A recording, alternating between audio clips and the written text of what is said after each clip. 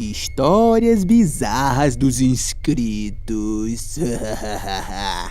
Olá, Léo, meu nome é Vanessa de Assis e vou te contar uma história que aconteceu quando eu era bem pequena. Minha mãe que relatou isso, pois eu tinha 3 anos. Eu sempre falava de uma amiga imaginária chamada Simone e dizia que ela estava na parede do meu quarto, juntinho da cama. Segundo minha mãe, eu afirmava que ela estava ali e que era para ajudar a tirá-la, pois estava presa. Eu queria ir brincar na sala ou no quintal, mas não podia levar a Simone comigo, pois ela não podia sair da parede. Minha mãe tentava entrar nessa história lúdica aí e dizia que Simone iria aonde eu fosse, pois ela era minha amiga. Mas eu questionava sempre minha mãe, pois eu via Simone presa na parede e ela não saía dali.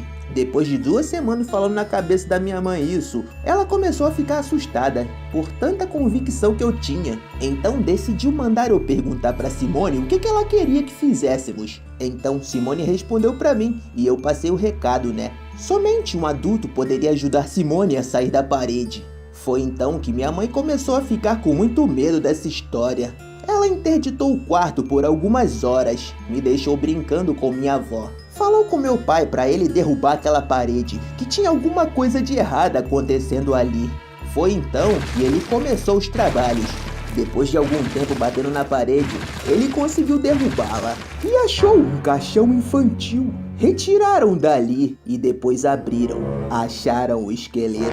Parecia que estava ali há mais de 100 anos, já que aquela casa era muito antiga. Não sabemos ao certo o que aconteceu para embalsamarem uma criança na parede, mas sem dúvida, seu espírito estava ali e ela encontrou um jeito de pedir ajuda e ir para a luz.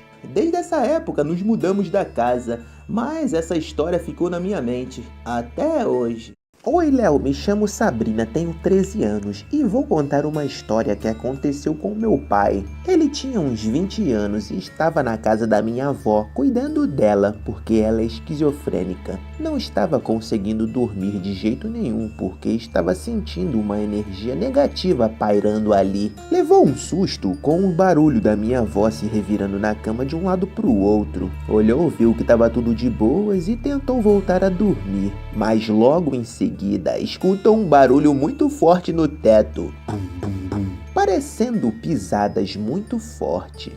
A laje da casa era vazia, tinha só uma caixa d'água e um varal. Meu pai não teve coragem de ir olhar, então tentou voltar a dormir.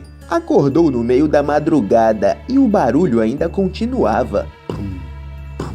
Numa tentativa de fazer o barulho parar, pegou uma vassoura para bater no teto. Pensou que poderia ser um gatinho que subiu lá em cima, mas depois que fez isso, o barulho ficou mais forte ainda.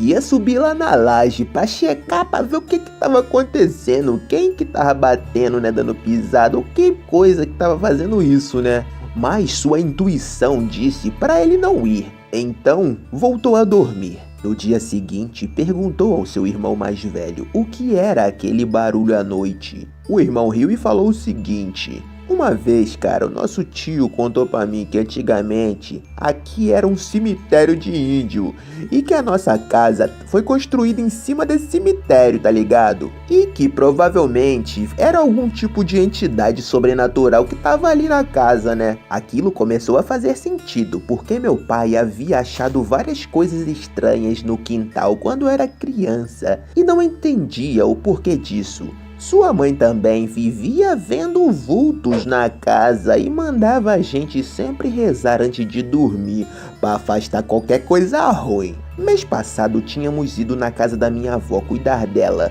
e chegando lá ela falou pro meu pai expulsar o hóspede indesejado que estava lá no quarto dela. Ele foi lá dar uma olhada rapidamente e não tinha nada. Entidades ou o que quer que seja continuam se manifestando ali. Olá, Léo, meu nome é Gui Muniz Vieira e essa história aconteceu comigo quando eu tinha 12 anos. Essa época eu sofria muito bullying na escola. Na minha sala tinha um valentão chamado Jumberto, que sempre fazia bullying comigo. Era um saco aturar esse meliante. O maluco era muito grande e era nojento demais. Exalava um cheiro de podre e parecia que não tomava banho. Vivia mascando um osso de galinha para dizer que era o sinistrão, sabe? Quando tocava o sinal de ir para casa, era um alívio para mim. Eu dava graças a Deus que a hora passou e enfim eu poderia ir para o meu lar, meu refúgio, minha fortaleza. Ficava protegido de qualquer ameaça. Porém, um dia, assim que eu cheguei em casa, minha mãe falou que meu amigo da escola estava me esperando no meu quarto. Falou que tinha chegado um pouco antes de mim e que veio fazer um trabalho escolar. Eu fiquei confuso, pois não sabia quem era e não tinha nenhum trabalho para fazer em grupo. Então fui lá ver e, para minha surpresa, era Jumberto. Minha mãe acabou deixando ele entrar em casa, achando que era meu amigo. Ele queria R$ 50 ou me quebraria na porrada. Eu disse que ia chamar minha mãe, mas me deu um soco na fuça e vi tudo preto. Depois de alguns segundos, acordei num cemitério. Eu olhei ao meu redor e tinha uma cova bem funda, com uma lápide em meu nome. Logo à minha volta, vi uma coisa que parecia ser um fantasma. Se você está aqui, garoto, então chegou a sua hora. Hora de partir para a terra dos pés juntos. Acordei desesperado, caindo no chão do meu quarto. Tava meio tonto, mas pude ver o meliante fuçando meu guarda-roupa, à procura de dinheiro ou algo de valor. Nesse momento, minha mãe chegou, viu a situação e expulsou o moleque lá de casa. No dia seguinte, a minha mãe foi lá reclamar, na escola, dizer o que aconteceu. Mas disseram que Jumberto não era mais aluno daquela escola. A agente escolar disse que ele foi pular o muro de uma casa e acabou engasgando com o osso de galinha que vivia mascando e morreu sufocado. Olá, Léo, meu nome é Luiz Miguel e hoje eu vou te contar uma história que aconteceu quando eu tinha uns 4 anos. Em um certo dia eu estava na casa do meu avô e lá perto da casa dele tem uma grande montanha. Então, eu, meu primo João e as outras 3 primas mais velhas resolvemos ir caminhar nessa montanha. Fomos totalmente de boa, mas quando estávamos voltando para a casa do meu avô, eu e João fomos correndo na frente. Então, claramente, chegamos na casa primeiro que elas, né? O João entrou lá pra dentro pra beber um pouquinho d'água, que tava cheio de sede. Mas eu fiquei lá na entrada da casa só esperando elas. Quando estavam chegando, eu vi um vulto de uma mulher passando por trás delas. Mas o mais estranho é que aquele vulto estava com somente um salto alto amarelo no pé. E fiquei me perguntando onde estava o outro salto alto. Como ninguém tinha visto, somente eu, fui falar para o meu avô sobre o ocorrido. E ele me disse que havia uma lenda que falava que uma mulher tinha ido caminhar nessa montanha. Mas, de repente, começou a chover e para não se molhar, ela correu. Mas não percebeu que havia um penhasco em sua frente e ela caiu. Depois de um dia do pessoal procurando o corpo, só o que acharam foi um salto alto amarelo que ela estava usando no dia. E por incrível que pareça, eu continuo indo nessa montanha, Léo, mas nunca mais vi o vulto dessa mulher de novo. Ainda bem, não é mesmo?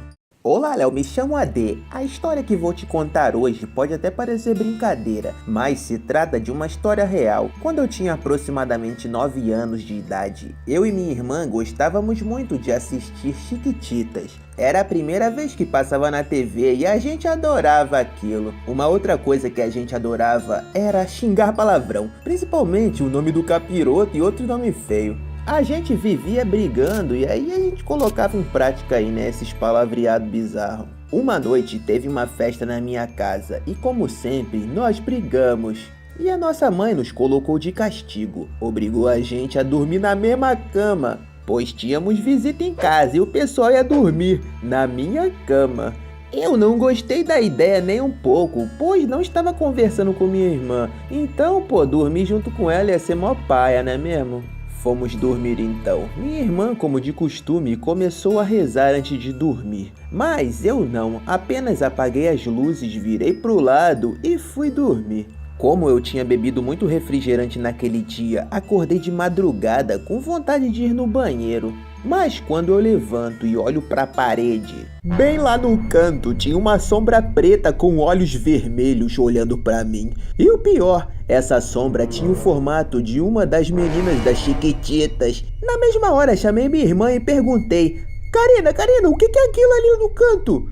Ela começou a gritar e eu também. Todo mundo na casa acordou e vieram ver o que tinha acontecido. Ligaram a luz e não tinha mais nada lá. Eu expliquei e disse que tinha uma sombra esquisita na parede, mas ninguém acreditou. Até hoje a minha irmã diz que não viu nada naquele dia, que apenas se assustou comigo acordando ela. A gente não mora mais naquela casa, mas eu me lembro muito bem do que eu vi. Era uma sombra preta com olhos vermelhos no formato das Chiquititas.